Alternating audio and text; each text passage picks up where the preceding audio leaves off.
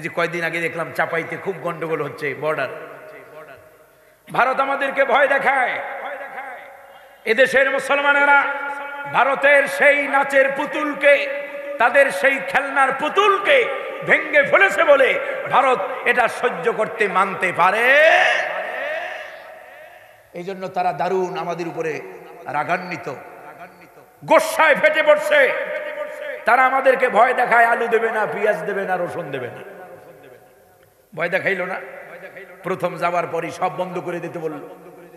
আমি আমার মসজিদের পাশেই ইন্ডিয়ান হাই কমিশন, আমি জুমার খুতবায় দায়িত্বহীন কণ্ঠে বলেছি, তোমাদের জানা উচিত, ভারত তোমাদের জানা উচিত, আমরা মুসলমান এটা এমন একটা জাতি যাদের বছরে একটা মাস না খায়া থাকা ফরজ, ঠিক কিনা?